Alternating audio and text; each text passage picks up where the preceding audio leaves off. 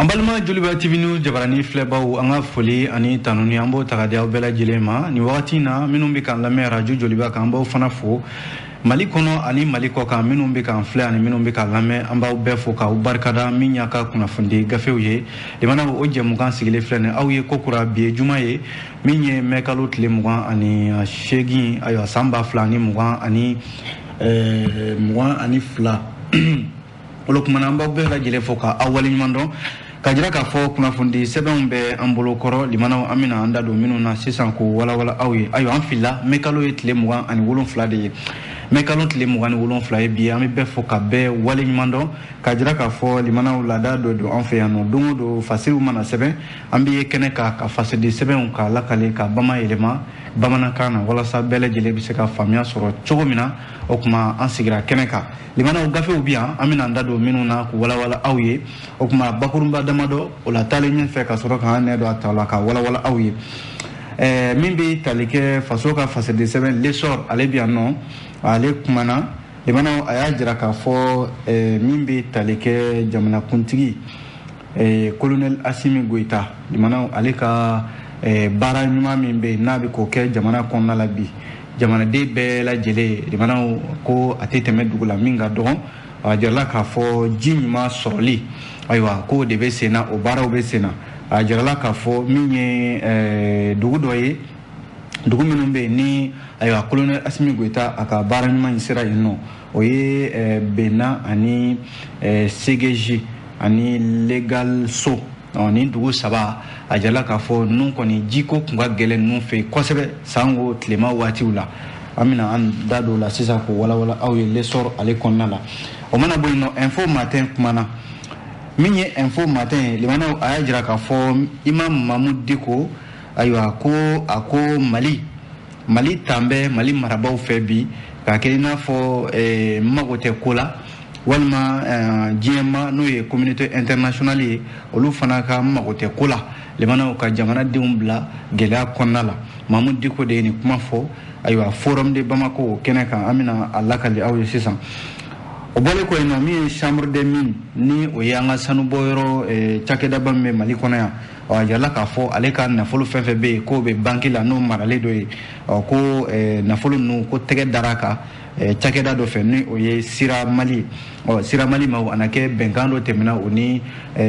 chambre des mines maaw cɛ baara in ma se ka ɲɛ sɔrɔ min ye Sira Mali ale kɔni nafolo fɛn fɛn bɛ ayiwa ni cakɛda in tɔgɔ la n'o ye chambre des mines ye ko a nafolo o tɛ ka se ka baara kɛ n'a ye o kɛn bɛ gɛlɛyaba de ye olu fana bolo bi o mana bɔ yen nɔ soir de Bamako fana bɛ yan a kumana ayiwa min ye soir de Bamako ka bi kuma la limanaw a y'a jira k'a fɔ ko ayiwa walejugu fila de kuma bɛ yan nɔ fɔlɔ ye mun ye ko maa fila bɛ yen ayiwa olu joginna an ka kɛnɛyasoba min bɛ yen n'o ye hôpital du Point G a na kɛ so kura dɔ tun bɛ ka jɔ yen so min bɛ yen ni ayiwa fiɲɛ min bɛ yen ni maaw b'a sama i banabaatɔlama n'an k'a ma ko oxygène limanaw o so de tun bɛ ka jɔ a jirala k'a fɔ so in jɔtɔ a benna ayiwa maa fila ka nka u joginna de kunnafoni filanan ye mun ye o ye k'a fɔ eaux et forêts kalanden maa fila n'o ye stagiaire ye a jirala k'a fɔ bamanciw taara bin olu kan ka olu faga o kɛra yɔrɔ min bɛ yen n'u k'a ma Ganu ani Kɔjalan limanaw Kita mara la soir de Bamako y'o fɔ o mana bɔ yen Nouvelle Horizon fana bɛ yan nɔ a y'a jira k'a fɔ nin wagati in na min bɛ tali kɛ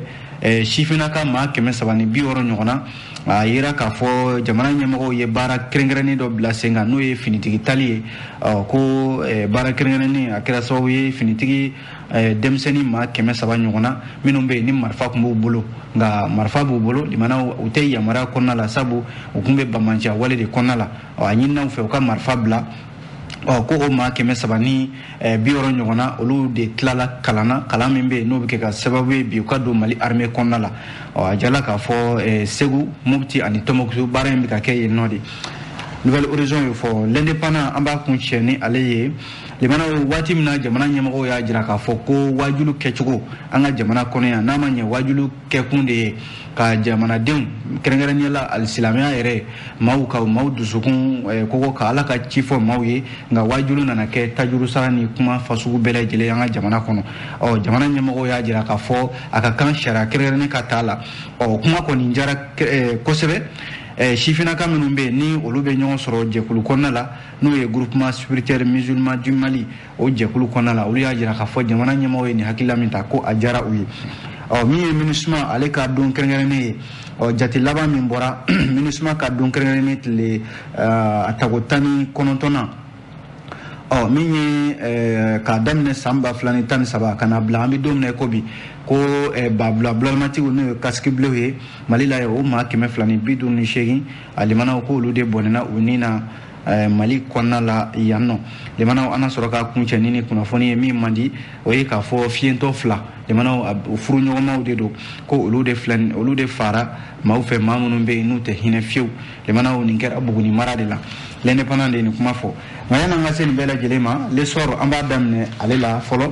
limanaw l'essor y'a jira k'a fɔ min ye jamanakuntigi ye colonel Asimi Goita baara min bɛ bi n'a bɛ ka dɔ fara ka don o don n'o de ye jamanaden bɛɛ lajɛlen bɛ se ka ji sanuman sɔrɔ i ka sigiyɔrɔ la cogo min na ayiwa ko baara bɛ sen na l'essor kɛlen don k'i da don a la bi a ko nin wale ɲuman min filɛ nin ye n'o de ye hadamadenya yɛrɛ taabolo don limanaw i mana ji kɔni fɔ ka ban maanifinya taabolo ye ji ye ni ji tɛ yen maa bɛ se k'a fɔ hadamadenya tɛ yen o la sa jamanakuntigi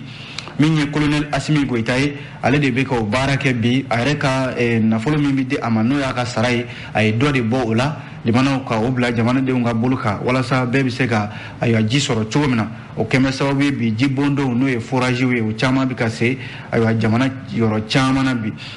o de hakilila la ko ayiwa baara in a taara ka ɲɛsin min ye yɛlɛmani ale marabolo ma o la colonel Asimi Goita yɛrɛ a ka ladilikɛla min b'a kɛrɛfɛ n'o y'a ka conseiller ye colonel Assa Badialo Touré ayiwa ko ale ye baara dɔ daminɛ mɛkalo tile 14 tɛmɛnen na san 2022 ayiwa dugu minnu bɛ yen ni o ye Toya ani Segeji Gori Legal So ani Tambakara limanaw a jala k'a fɔ nin yɔrɔ minnu filɛ nin ye ko nka baara in yɛrɛ daminɛna Bena de Bena yɛrɛ yɔrɔ min bɛ yen dugu don dugu kɔrɔba sabu a bilala sen kan kabi san 1875 maa 1000 ni maa 200 o de b'a dugu in kɔnɔna la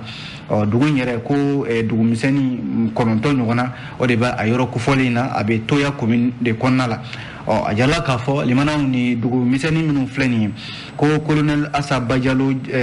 Touré ale ye baara dɔw daminɛ ye min ye jibondɔ n'o ye forage ye o senni ni yɔrɔ kofɔlen ninnu na limanaw baara yɛrɛ a laɲinina dugudenw de fɛ sabu dugudenw ye ayiwa sɛbɛn kɛ k'a di min ye dugutigi ma dugutigi ka sɔrɔ k'a di u ka sous-préfet ma sous-préfet fana ka sɔrɔ k'a lase préfet ma préfet fana ka sɔrɔ ka ci k'a lase jamana ɲɛmɔgɔw ma k'a fɔ tiɲɛ yɛrɛ la nin dugu minnu fɔlen filɛ nin ye i mana k'u mago bɛ ji la n'a fɔra ko tilema kɔni kun bɔra ka ban i b'a sɔrɔ nin dugu ninnu maa caman de bɛ yen u bɛ u ka sigiyɔrɔw bila ka taa yɔrɔ min bɛ yen ji bɛ sɔrɔ yɔrɔ min na maa b'i ka dugu bila fɛn min kama limanaw n'o ye jiko ye yɔrɔ dugu sigi tɛ se ka ja a jirala k'a fɔ nin dugu minnu filɛ nin ye a bɛ Kayi mara la ka na se Kiɲɛba ale marabolo la limanaw a jirala k'a fɔ maa minnu bɛ sigi a yɔrɔ kofɔlen ninnu na ayiwa ko jiko gɛlɛya yɛrɛ de bɛ yen sabu Sahel kɔnɔnaw don tilema mana bɔ ka ban limanaw hali ji tɔnni ayiwa u yɛrɛ farala ɲɔgɔn kan ka dingɛ dɔw sen n'o ye kɔ dɔw ye ani kɔlɔn dɔw ko nka tilema mana se limanaw o kɔlɔn ninnu bɛ ja pɛpɛpɛ de ji foyi tɛ sɔrɔ a la yɔrɔ maa tɛ se ka sigi o gɛlɛya kɔrɔ o de cikan lasera jamanakuntigi ma colonel Asimi Goita ka sɔrɔ ka min y'a ka ladilikɛla ye Assa Badialo Touré colonel limanaw ale ka sɔrɔ ka wuli ayiwa o ka sɔrɔ ka taa baara in daminɛ o de kɛra sogokan kɛra tiɲɛ ye sabu dugu ninnu caman bɛ yen minnu yɛrɛ ka sɛbɛntiya y'a jira k'a fɔ tiɲɛ yɛrɛ la olu kun sigin tɛ ni nin ye ko nka dugu dɔ yɛrɛ bɛ yen n'o ye Gori ye Gori ale dugu 10 de b'a kɔnɔna la a jarala k'a fɔ limanaw tilema mana se i b'a sɔrɔ du minnu bɛ yen nɔ a bɛ se du 300 ma nka i b'a sɔrɔ du 20 ɲɔgɔnna olu bɛ wuli ka bɔ u ka dugu la ka t'u sigi yɔrɔ wɛrɛ k'a sababu kɛ ayiwa jiko gɛlɛya ye a bɛɛ lajɛlen ye marakaw filaw ani surakaw ye olu de b'a yɔrɔ kofɔlen in na limanaw n'u ka baganw minnu bɛ yen n'olu ye bagantigiw ye olu bɛ wuli ka taa yɔrɔ wɛrɛ walasa u ka baganw bɛ se ka ji sɔrɔ cogo min na maire kɔni ka laɲini kɔnɔna la a kɛra sababu ye limanaw ji kɔni sɔrɔla min ye sigibaw ye olu ye colonel Asaba Jalo Touré ana ka délégation ba in kunbɛ sabu a kɛra nisɔndiya ye olu bolo ko ni kun y'a fɔ olu ɲɛna ko jamana ɲɛmɔgɔw bɛ se olu ma bi ka ji di olu ma ayiwa olu tun b'a f'i ɲɛna k'o tɛ se ka kɛ sabu olu bɛ nin gɛlɛya min kɔnɔ a bɛ san caman bɔ bi ayiwa ko dɔw yɛrɛ bɛ yen olu bɛ ayiwa kɔlɔn minnu bɛ yen n'a bɛ kɛ sababu ye limanaw ji fitinin de bɛ sɔrɔ nka waati dɔ mana se ji tɛ sɔrɔ ko nka n'a fɔra ko o gɛlɛya taara ka bɔ olu ka bi ji de bɛ walankata fan bɛɛ lajɛlen fɛ bɛɛ bɛ ji sɔrɔ k'a sɔrɔ ni i ma wuli ka taa dugu wɛrɛ la sabu dɔw yɛrɛ ka seereya la ko musow de bɛ kilomɛtiri caman taama limana walasa u bɛ se ka ji sɔrɔ ka na n'a ye sigidaw la cogo min na nka o bɛɛ lajɛlen kɔni kɛlen filɛ nin ye sogokan ye min lawaleyara a jarala k'a fɔ komini min bɛ yen n'o ye Jafunu Tanbakara ani Kayi mara in kɔnɔna la yen nɔ limana Asaba Jalo Touré yɛrɛ kɛlen ka kuma ta a ko maa caman bɛ yen o bɛ k'a ɲini bi jamanakuntigi ka nin waleya in a ka se ka se u ma ko in bɛ ta a da de fɛ dɔɔnin don Kayi mara u mana o bɔ u senkɔrɔ u bɛ sɔrɔ ka taa mara tɔw la walasa ji a bɛ se ka se bɛɛ lajɛlen ma i sigiyɔrɔ la cogo min na jamanakuntigi ala k'a sara nin baara in na kunnafoni filɛ nin ye l'essor ale de ye nin fɔ o mana bɔ yen nɔ info matin ale kumana limana info matin a jira k'a fɔ min ye Imam Mahmud Diko ayiwa min ye imamu ye a kumana limana Imam Mahmud Diko y'a jira k'a fɔ ko Mali tan bɛ bi maaw de fɛ n'o ye jamana marabaw ye minnu bɛ yen ni olu a bɛna fɔ u ka mɔgɔ tɛ ko la ko wa min ye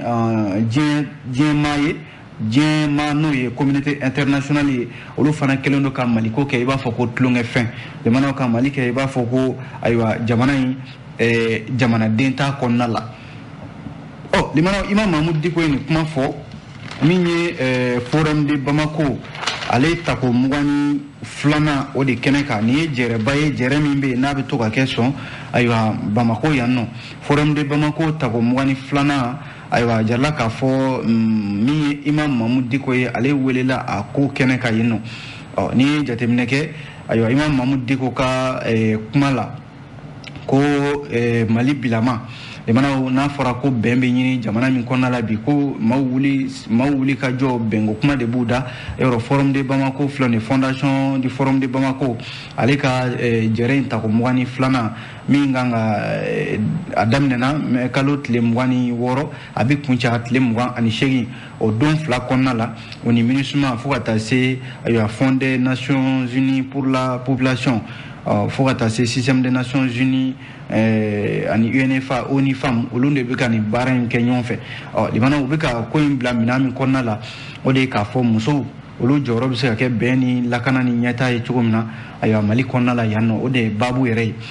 kuma de dilen Imam Mahmud Diko ma sa a ka bɛn yɔrɔ bɛnko kuma bɛ fɛn min na Imam Mahmud Diko a ka sɔrɔ k'i da don bɛnko kuma la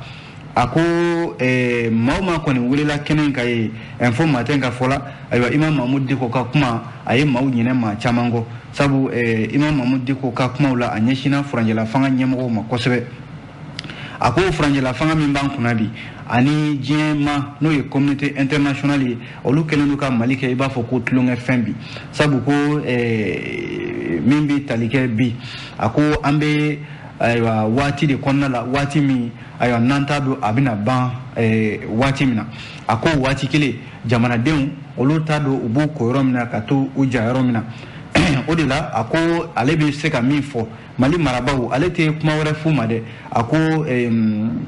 Mali tan bɛ ninnu bolo de limanaw k'a kɛ ka jamana bisi ka tulu bɔ walima ka jamana kɛ i b'a fɔ u mago t'a la limanaw ka ko ye k'a to yen bɛɛ b'a dɔn gɛlɛya bɛ yen nka k'i sigi ka gɛlɛya lajɛ wa ko diɲɛma fana ta ye kɛnbɔ ye ko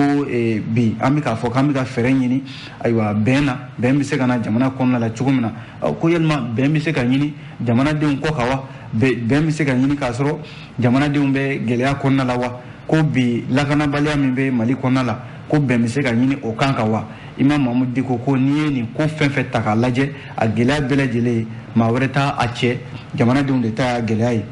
a ko kabi min ye fanga yɛlɛma fanga ye taabolo kura ta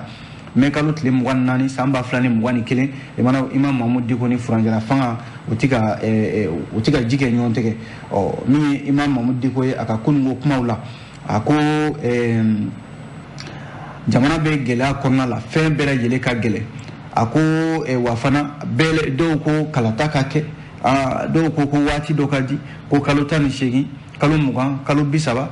kamini damanda de la ko foi sende ka soro ko mauka ale lamesa ko mauka la je ka bonya taga ko boya doni seme jamana de onasa note ka foko franjala fanga mau tombe de kaluta ni shegi kalu mugan walma kalu bisaba nye sende ka soro foi la bi imam mamudi ko tiena ko ale be min fo jamana nyemgo ka bo ni kuma nu konala ko jamana de ko bonya seme ula ko jamana marat se ka ke kuma be ki si ka jamana de ula gele konala ka soro ka aw yere daman nyonje min be ben aw yere daman nyonje aywa o ka ke ko ale ko min kuma info min bi boala ala de bo don kuna le bora kenen kayino u se ka ale ko ni wele ka nyinga dala kana ngale hakilla minye ma ti se ka ale balika ufo ako hala ka kuma nyi sina politique ma fana ma ako politique ma were ko ni abina fo lu yere te jamana konala ako hali société civile faso de njama de mana ulu fana sigimbe ka jamana laje ma shiti bulungonde korota ka foko aya jamana benin tasira ka ni mai fo be sigimbe ka akolaje imam mamudi ko tiens la malidenw torola malidenw tise ka to ni nyani konala ka jamana denw ku sire ku fofo u nɔfɛ ka kɛ ina fɔ foite jamana konala kale kon min nyini u ka jamana denw bonya o de ale ka hakilila sikuba limana ale de ni fasiri kɛ info matin ale info matin kelen konala limana a jiralen bɛ k'a fɔ ko min bɛ tali kɛ sira mali ani chambre de mine ayiwa n'o ye sanu baara yɔrɔ min bɛ yan nɔ an ka jamana kɔnɔ ayiwa ko olu kɔni bɛ ɲɔgɔn na bi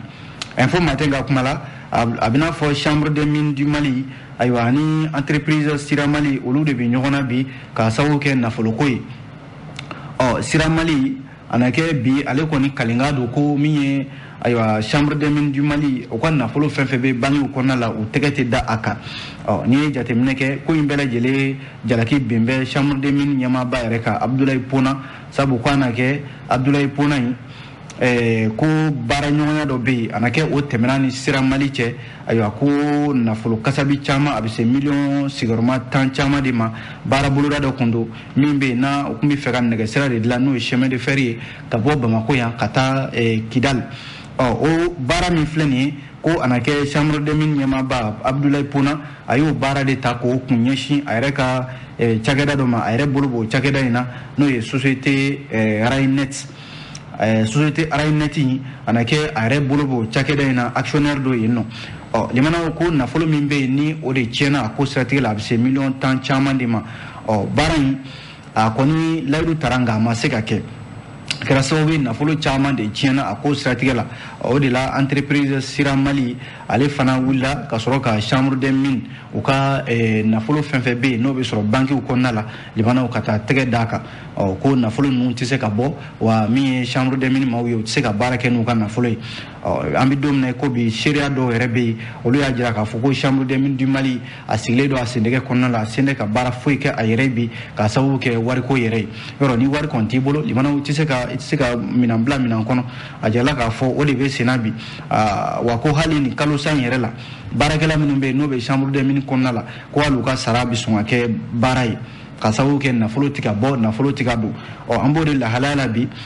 min ye baarakɛla dɔw yɛrɛ bɛ chambre de mine kɔnɔna la ale tɔgɔ ma fɔ yan nka ale ye seereya minnu di fasɛde sɛbɛn info matin ma o b'a jira k'a fɔ limanaw ko hali chambre de mine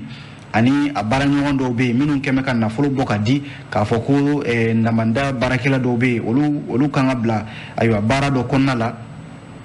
ko nka o baara yɛrɛ sen tɛ ka kɛ ka sababu kɛ nafolo ko gɛlɛya ye nin bɛɛ lajɛlen na kɛ gɛlɛya ye chambre de mine du mali a n'a a baara ɲɔgɔnw ni ɲɔgɔn cɛ limanaw nin b'a jira k'a fɔ ko ayiwa chambre de mine ani sira mali olu kɔni bɛ ɲɔgɔn na ka sababu kɛ nafolo ko ye sabu ko baara dɔw tɛmɛna u ni ɲɔgɔn cɛ ayiwa baara ninnu a ma se ka san sɔrɔ ko nin bɛ se ka kɛ sababu ye chambre de mine du mali yɛrɛ limanaw ka a ɲɛda tiɲɛ ani ka danaya min b'a kan k'o bɔ a kan maa min bɛ yen n'ale bɛ ka seereya di ta baarakɛyɔrɔ in na ale y'a ɲini jamana ɲɛmɔgɔw fɛ u kana nin ko in to tan u k'u sen don nin ko in na n'o tɛ ko chambre de mine du mali a feeretɔ yɛrɛ de ye nin ye nin cogoya la kunnafoni filɛ nin ye jamana an ye nin bɔ info matin kɔnɔ o mana bɔ yen le soir de bamako bi a kuma na jamana kuma fila b'a kɔnɔ kuma ninnu ma nɔgɔn dɛ fɔlɔ ye mun ye o ye k'a fɔ Bamaci wale tigilamaw k'olu de taara bin min ye eaux et forêts kalanden maa 2 kan n'o ye agent stagiaire eaux et forêts olu de fara mɛ kalo tile 25 san 2022 limanaw Bamaci wale tigilama dɔw fɛ marifatigiw fɛ minnu ma lakodɔn limanaw ni wale jugu in a kɛra Sebekɔrɔ ani Kasaro a kɛra Sebekɔrɔ ani Kasaro o yɛrɛ bi Ganu ani Kɔjalan de ni ɲɔgɔn cɛ a bɛɛ lajɛlen bɛ Kita mara de kɔnɔna la o bɛɛ lajɛlen bɛ Kayi mara la a jala k'a fɔ eaux et forêts maa 2 in o ye Mari Jara ani Musa Keita ninnu bɛɛ lajɛlen kalandenw ye eaux et forêts tɔgɔ la limanaw communiqué min n'o kɛra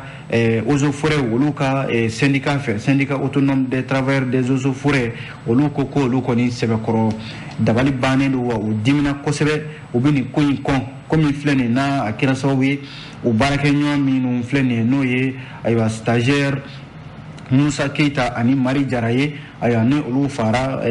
Kɔjala ani min ye Ganu o fanfɛlaw la limanaw k'a ma bɛn u ma wa fɛn dɔ fana u b'a ɲini sariya fɛ sariya ka se ka nin ko in sɛgɛsɛgɛ walasa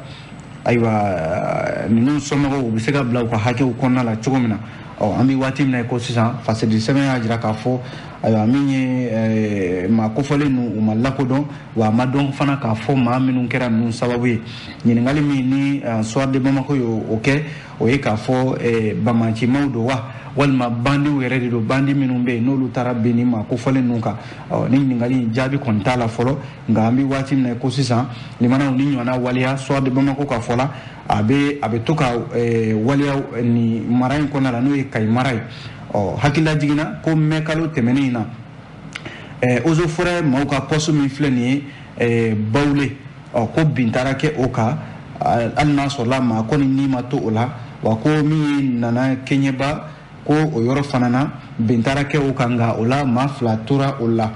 a jɔrɔla k'a fɔ gendarmerie min filɛ nin ye Sebekɔrɔ yɔrɔ douane maaw bɛ yen eaux et forêts maaw b'o yɔrɔ fana na o bɛɛ lajɛlen Kita mara kelen ye avril kalo tile 10 san 2020 a jirala k'a fɔ min ye Bamaci maa 10 ɲɔgɔnna ye bɛɛ lajɛlen marifatigiw ye minnu fana ma lakodɔn olu taara bɛn ayiwa maaw ka o yɔrɔ kofɔlen na n'o ye eaux et forêts ye o kɛra sababu ye maa kelen ni tora o la maa kelen joginna maa kelen u tunna halisa o fana ma se ka ye Soir de Bamako ka kunnafoni don ale Soir de Bamako kelen ka kunnafoni la limanaw an ka kɛnɛyasoba min bɛ yan n'o ye Ponge a jala k'a fɔ Ponge ko so dɔ bɛ yen ale bɛ ka dilan so in yɛrɛ ma ban fɔlɔ ko nka so in tilala ka firi de a kɛra sababu ye maa 2 ɲɔgɔnna olu joginna so in dɔwɛrɛ tɛ ko fiɲɛ min bɛ yen ni maa b'a sama n'an kama oxygène limanaw o soba de tun bɛ ka dilan Pongekaw fɛ yen a jarala k'a fɔ a kɛra jawuliba de ye kunnafoni in bɔlen kɔ ka bin min ye soba min filɛ nin ye n'a fɔra k'a fɔ ko ayiwa fiɲɛ min bɛ yen ni maaw b'a sama o de bɛna bila a yɔrɔ kofɔlen in na limanaw maa minnu bɛ yen n'olu bɛ kunnafoni jɔna olu y'a jira k'a fɔ maa 2 minnu joginna limanaw u bɛɛ lajɛlen ye manœuvre de ye minnu bɛ baara kɛ so in kɔnɔna la yen nɔ ko nin ko in a sera ka kɛ cogo di o de ye ɲininkali yɛrɛ ye o la sa limanaw ni jateminɛ kɛ bɛɛ lajɛlen kɔni bɛ ka jalaki bɛn cakɛda kan min bɛ ka baara in kɛ sabu sojɔ filɛ nin n'i b'a kɛ a bɛ kalifa ayiwa sojɔlaw de la minnu ye entrepreneurs ye ko maa minnu bɛ yen n'u bɛ so in jɔ a na kɛ u ye minɛnkolonw de ta ka don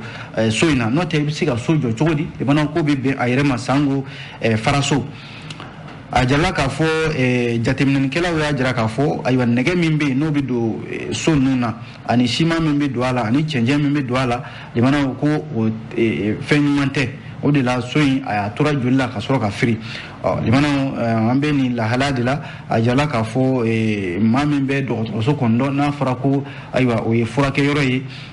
ala a kɛra ala faranga yɛrɛ ye so in a binna a bi waati la n'a fɔra nin so in kun ka jɔ k'a ban pewu limanaw maaw donnen a kɔnɔna la furakɛli bɛ ka kɛ u ka bin ala k'an kisi don o n'a ɲɔgɔnna kɔlɔlɔ don ko nka so in yɛrɛ jɔli laɲini de ba de tun kɛra kɛnɛya tigilamaw fɛ walasa min ye coronavirus bana min bɛ yen n'a a bɛ senna halisa yɔrɔ ni coronavirus y'i minɛ maaw bɛ yamaruya de u ka se ka fiɲɛ sɔrɔ so in jɔkun ba de tun kɛra o ye walasa maaw bɛ se ka ni fiɲɛ tigɛli la i bɛ se ka fiɲɛ sɔrɔ cogo min na i yɛrɛ kɔrɔ Ponge o laɲini de tun kɛra so in jɔtɔ ko o de nana firi ayiwa min ye baarakɛla maa 2 kan o kɔni jogina nga u ma bɔnɛ u nina limana sɛgɛsɛgɛli kɔni dayɛlɛla a ko siratigɛ la walasa ayiwa sojɔla minnu bɛ n'o y'a BTP ye walasa ayiwa kun min kɛra so in binne sababu ye o ka se ka dɔn kunnafoni filɛ nin ye limana soir de Bamako o mana bɔ yen Nouvelle Horizon bɛ yan nɔ ale kumana limana Nouvelle Horizon y'a jira k'a fɔ nin wagati in na ko min ye lakanabaliya dɔ bɛ se ka bɔ a la cogo min na ayiwa o de kɛra sababu ye an ka jamana ɲɛmɔgɔw finitigi kunda ayiwa k'olu ye baara dɔ bila sen kan baara kɛnkɛrɛnnen don walasa maa minnu bɛ yen ni ayiwa marifa b'u bolo maramafɛnw u ka se ka maramafɛnw bila u ka se ka don armée kulu kɔnɔna la o laɲini de kɛra Segu Mopti ani Tombouctou a jala k'a fɔ baara in a kɛra sabatifɛn sabu bi na maa 300 ni maa 60 ɲɔgɔn na a bɛɛ lajɛlen sifinnakaw ye minnu bɛ yen ni marifa de tun b'olu bolo limanaw baara wɛrɛ t'u la ka maaw bɔnɛ u ni na ko marifa minɛna olu la u ka segin kɔ u ka don armée ka kulu la u ka faso lakana baara min filɛ nin ye ayiwa n'a sɔrɔla baara wɛrɛ bɛ sen na n'o ye désarmement démobilisation et réinsertion o kɛrɛfɛ baara in kɛra o kɛrɛfɛ walasa a bɛ se ka teliya cogo min na fasiri ka fɔ la Nouvelle Horizon a kun tɛ dɔwɛrɛ ye limanaw laɲini ba saba ani nafa ba saba de b'a la fɔlɔ ye mun ye limanaw o ye k'a fɔ marifa minnu bɛ yen n'o bɛ ka yala yala an ka jamana kɔnɔna la ka tiɲɛni kɛ dɔ bɛ se ka bɔ o la cogo min na ani an ka armée dɔ bɛ se ka fara armée fanga kan cogo min na ani limanaw bɛn badabada o bɛ se ka sɔrɔ Mali kɔnɔna la cogo min na baara in kunba fanba de ye nin ye a yera k'a fɔ maa minnu sɔnna sifinnakaw la a bɛ se maa 300 ni maa 60 ɲɔgɔnna ma olu sɔnna k'u ka marifaw bila a fɔra k'a fɔ u ka marifaw bila nka marifa bɛ bila i bɛ tila ka marifa de ta kokura ka jamana lakana fɔlɔ baara min tun b'i la n'o de ye ka marifa ta ka jamana ka i yɛrɛ lakana walima ka kɛlɛ wɛrɛ kɛ jamana kɔnɔna la i ma yamaruya ni min ye i k'o de dabila i ka don min ye armée ka kulu kɔnɔna la jamana walasa ka se ka i ka jamana ayiwa n'o y'i fa jamana ye ka se k'o lakana colonel Youssouf Ousmane Cissé commandant zone défense Segu ale de ye nin kuma fɔ sabu min kalanden ninnu ye u tilala kalan na n'o ye formation militaire ye u labɛnna sisan ka jamana ka ale lakana jamana ko baara in Segu Tombouctou ayiwa ani yɔrɔ minnu bɛ yen ayiwa o dɔrɔn tɛ Segu Mopti Tombouctou yɔrɔ dɔrɔn tɛ ko Sévaré Djéné Douentza Bayangara Koro ani Kona olu bɛɛ lajɛlen de bɛ a ko hukumu kɔnɔna la kunnafoni filɛ nin ye limanaw an ye nin sɔrɔ Nouvelle Horizon ale kɔnɔ an b'a kuncɛ ni min ye o ye l'indépendant ye limanaw l'indépendant y'a jira k'a fɔ min ye banfula bulalamatigiw ye n'o ye casque bleu ye olu ka ayiwa tɔgɔladon o tako 19 na o baaraw de bɛ sen na nin wagati in na limanaw a jarala k'a fɔ casque bleu n'o ye Nations Unies ka kɛlɛcɛw ye nin wagati in na limanaw ko Nations Unies ka kɛlɛcɛw a jarala k'a fɔ o tɔgɔladon 19 na o don 19 na o de bɛ ka ɲɛnamaya jate laban min bɔra o ye k'a fɔ Nations Unies yɔrɔ u ka bolofara bɛ Mali la yan n'o ye diɲɛ kɛlɛtɔnba ka kɛlɛcɛw ye a bɛ fɔ a ma ko MINUSMA limanaw a jala k'a fɔ u nafura dama ni sisan cɛ k'a daminɛ san 2013 fo ka n'a bila an bɛ don min na ko bi kɛlɛcɛ min bɛ yen n'o bɛ MINUSMA tɔgɔ la n'u nana bɛn de ko la Mali la yan ko maa 200 ni maa 58 ayiwa o de bɔnɛna u ni na u ka kulu kɔnɔna la min ye Nations Unies ɲɛmaaba ye Antonio Guterres ale ye hakililajigi kɛ k'a fɔ min ye nin kɛlɛcɛ ninnu ye limanaw u ka nali Mali kɔnɔna la yan nɔ dɔwɛrɛ tɛ bɛn de ɲinini don MINUSMA kɔnɔna la kɛlɛcɛ minnu b'a kɔnɔ a cɛ n'a muso limanaw ka baara tɛ foyi ye fo bɛn o bɛ se ka sabati Mali kɔnɔna la yan min ye u ka ɲɛmaaba yɛrɛ ye capitaine Tchadien do Abdel Razak Amit Bachar ale yɛrɛ y'a jira k'a fɔ ayiwa nin don kɛrɛnkɛrɛnnen ye tasibilaba de ye ka ɲɛsin MINUSMA ka kɛlɛcɛw ma minnu bɛ Mali la yan nɔ bɛn ko la jamana o mana bɔ yen l'indépendant kelen ka kuma la baara dɔ bɛ yen sisan min laɲini bɛ ka kɛ an ka jamana ɲɛmɔgɔw fɛ kɛrɛnkɛrɛnnen la minisiriso min bɛ yen n'o ɲɛsinnen don diinɛ ko ma ko ka wajilu ko ka kɛ sariya kɔnɔna la kuma in a diyara groupement spirituel musulman du Mali groupement des leaders spirituels musulmans du Mali olu ka sifinnakaw olu y'a jira k'a fɔ jamana ɲɛmɔgɔw olu kɔni b'u dɛmɛ nin ko in na hali n'a sɔrɔla limanaw ko nka diinɛ bolofara dɔw bɛ yen a ko in ma diya olu ye fiyewu an b'a kuncɛ ni min ye teliya la limana ko ni wale jugu do ye min tara ka ɲɛsin ayiwa fiɲɛtɔ fila de ma furuɲɔgɔnw don a kɛra Buguni mara de la limana ko nka commissaire de police min bɛ Buguni ayiwa commissaire divisionnaire Ibrahima Kone ale n'a ka cɛdenw ko nka u sera ka tɛgɛ da wale jugu tigilama ninnu kan limana waati yɛrɛ na cogoya kama fiɲɛtɔ fila in furuɲɔgɔnw don olu de taara k'u bɛ taa furakɛli la ayiwa maa dɔ fɛ maa min bɛ yen n'ale b'i yɛrɛ kɛ furakɛlikɛla ye o furakɛli de senfɛ u filɛ nin ka cɛ ni muso in limana ka u bɔnɛ u ni na ka sɔrɔ ka u joli minɛ nka u kɔni ye y'u ta kɛ boli ye nka a na kɛ commissaire min bɛ Buguni kibaruya bɔlen ka bi u ka sɔrɔ ka tɛgɛ kɛ ni maa fila in na limana kunnafoni filɛ nin ye l'indépendant a bɛ dansigi kɛ kunnafoni di sɛbɛnw na nin dɔgɔkun in kɔnɔ ni Ala sɔnna dɔgɔkun wɛrɛ an na ɲɔgɔn sɔrɔ a gafe kuraw mana bɔ an b'o lakale aw ye an b'a fɔ a k'an bɛn Ala ka diɲɛ waati wɛrɛ yira an na